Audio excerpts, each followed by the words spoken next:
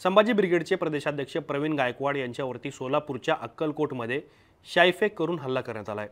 सोलापूर पोलिसांनी या प्रकरणामध्ये आतापर्यंत 7 आरोपींवरती गुन्हा दाखल केलेला आहे आणि या 7 आरोपींपैकी एका व्यक्तीचं नाव प्रचंड चर्चेत आहे। आता त्याने गायकवाडांवरती शाईफेक केली, हल्ला केला म्हणून चर्चेत नाही आहे, तर त्या व्यक्तीचं, त्या आरोपीचं ज्याच्यावर FIR दाखल झाली आहे त्याचं मंत्री चंद्रशेखर बावनकुळे यांच्याशी संबंध असल्याचे आरोप झालेत। तो सराईत गुन्हेगार आहे। त्याने यापूर्वी कुणाचा तरी खून केला आहे किंवा येरवडा कारागृहामध्ये त्याने 7 वर्ष घालवली आहेत अशी सुद्धा चर्चा दबक्या आवाजामध्ये सुरू झालेली आहे। त्याचं नाव आहे दीपक काटे। शिवधर्म फाउंडेशनच्या माध्यमातून दीपक काटे हा बारामती आणि इंदापूर त्याचबरोबर आजूबाजूच्या परिसरामध्ये या संघटनेच्या माध्यमातून काम करतो। भाजपशी सुद्धा त्याचे संबंध असल्याचे आरोप आहेत। आता हा वाद जरी संभाजी ब्रिगेडचे नेते गायकवाड यांच्यासोबत दीपक काटेचे असतील तरी सुद्धा दीपक काटेचे संबंध थेट भाजपसोबत जोडले जात आहेत, भाजपच्या वरिष्ठ नेत्यांशी जोडले जात आहेत। दीपक काटे नेमका कोण आहे, त्याचे काय कारनामे आहेत, त्याने कुठली आंदोलनं केलेली आहेत, संभाजी ब्रिगेडसोबत त्याचा वाद नेमका काय आहे, चंद्रशेखर बावनकुळेंनी त्याचं कौतुक का केलेलं होतं, आता या सगळ्या प्रकरणानंतर त्यांनी हात वर का केले, या सगळ्या प्रश्नांची उत्तरं आपल्याला या व्हिडिओच्या माध्यमातून समजून घ्यायची आहेत। तर सुरुवातीला दीपक काटे नेमका कोण आहे, तर दीपक काटे हा शिवधर्म फाउंडेशनचा संस्थापक आहे, जी एक सामाजिक राजकीय संघटना आहे। या माध्यमातून तो शिवरायांचे विचार पोहोचवण्याचा प्रयत्न करतो असा दावा त्याचा आहे। आता दुसरं म्हणजे भारतीय जनता पार्टी युवा मोर्चाचा तो महाराष्ट्र राज्याचा सचिव असल्याची माहिती समोर आलेली आहे। कारण 2022 मध्ये शिवधर्म फाउंडेशनचा संस्थापक अध्यक्ष असलेल्या गायकवाडांवर हल्ला केल्याच्या प्रकरणात आरोपी असलेला दीपक काटेने भारतीय जनता पार्टीमध्ये प्रवेश केलेला होता। 26 मार्च 2023 मध्ये इंदापूरमध्ये 52 भाजपच्या शाखांचं उद्घाटन करण्यात आलेलं होतं। त्यावेळच्या व्यासपीठावर, त्यावेळच्या मंचावर तत्कालीन भाजपचे प्रदेशाध्यक्ष आणि आताचे महसूल मंत्री चंद्रशेखर बावनकुळे हे सुद्धा उपस्थित होते। भाजपचे आमदार गोपीचंद पडळकर हे सुद्धा उपस्थित होते। माजी मंत्री आणि त्यावेळचे भाजपचे नेते हर्षवर्धन पाटील हे सुद्धा मंचावर उपस्थित होते।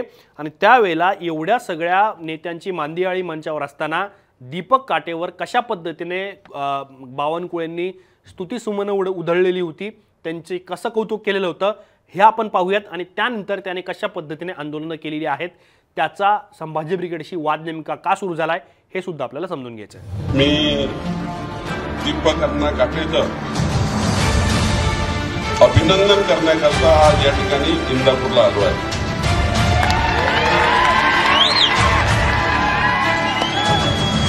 बच्चेंद्र टिंगरे आणि दीपक अण्णा मला गर्व आहे। एक कार्यकर्ता त्याला कुणीतरी गुन्हेगार ठरवलं आणि गुन्हेगार ठरवून त्याला मागच्या सरकारच्या काळात अन्याय करण्याचं काम करतं। पण मी मागच्या वेळी आलो होतो तेव्हा दीपकला सांगितलं होतं काही चिंता करायची गरज नाही, देवेंद्रजी यांनी की आपल्यामध्ये उभा आहे, काही काळजी करायची गरज नाही। आणि त्यांनी आज 39 शाखा उद्घाटन झाल्या, 12 शाखांचं उद्यापर्वा उद्घाटन होईल आणि आता माझं पूर्ण भाषण व्हायचं आहे। मी बारामती लोकसभेमध्ये पुन्हा प्रवास करणार आहे। आता दीपक अण्णा आणि व्यासपीठावरच्या सर्व नेत्यांना, गणेशांना, सर्व हर्षवर्धनांना सर्व 152 शाखा 3 महिन्यांच्या आतमध्ये पूर्ण करा। मी 152 शाखेच्या उद्घाटनाला येईल। दीपक काटेच्या आंदोलनाविषयी बोलायचं झालं तर दीपक काटेने पुरंदर किल्ल्याच्या पायथ्याशी मोठं आंदोलन केलेलं होतं। तर हे आंदोलन कशासाठी होतं, तर संभाजी बिडी नावाचा ब्रँड महाराष्ट्रामध्ये होता जो विडीशी संबंधित होता। या विडीच्या नावातून संभाजी नाव काढण्यात यावं अशी मागणी त्याने केलेली होती। एका मोठ्या आंदोलनानंतर अनेक संघटनांनी सुद्धा त्याला पाठिंबा दिलेला होता किंवा संघटनांनी एकत्र येऊन आंदोलन केलेलं होतं। पण पुरंदर किल्ल्याच्या पायथ्याशी आंदोलन केल्यामुळं दीपक काटे हा चर्चेत आलेला होता आणि त्यानंतर त्या कंपनीने संभाजी बिडीच्या नावातून संभाजी नाव हे सुद्धा वगळलेलं होतं। उद्योगपती अशोक जिंदल यांना काळं फासण्याचं काम सुद्धा दीपक काटे यांनी केलेलं होतं। दीपक काटेने हे सगळं का केलं, कारण छत्रपती उदयनराजे भोसले यांच्याबद्दल वादग्रस्त विधान केल्याचा आरोप अशोक जिंदल यांच्यावरती करण्यात आलेला होता आणि त्यानंतर हे त्याने कृत्य केलेलं होतं। दूध दराचा जो विषय आहे त्यासाठी दीपक काटे याने पुणे जिल्ह्यातच नाही तर मंत्रालयाच्या समोर येऊन सुद्धा आंदोलनं केलेली होती।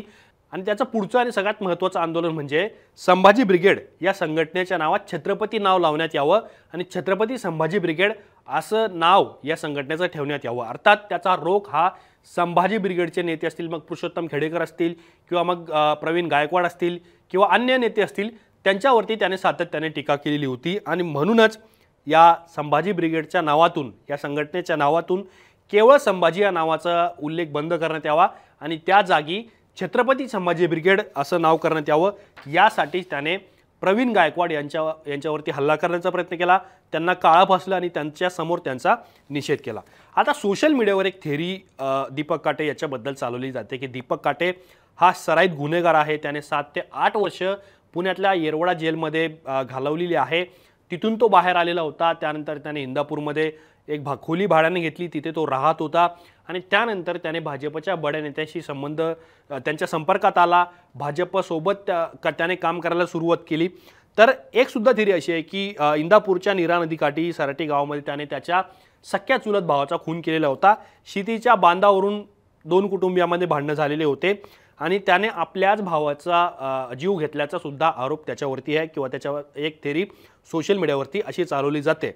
दुसरं महत्त्वाचं म्हणजे की त्याने जेलमध्ये सुद्धा काही दिवस घालवलेले आहे आणि एवढे सगळे आरोप असून सुद्धा, सराईत गुन्हेगारीचे आरोप असून सुद्धा भाजपने त्याला प्रवेश दिला आणि ज्या पद्धतीने बावनकुळेंनी दीपक काटेचं कौतुक करताना अशा कार्यकर्त्याला बदनाम केलं जातं आहे, अशा प्रकारचं जे विधान वापरलेलं होतं, त्यामुळे सुद्धा दीपक काटे याच्या विश्वासार्हतेवरती सुद्धा प्रश्नचिन्ह उपस्थित होतं।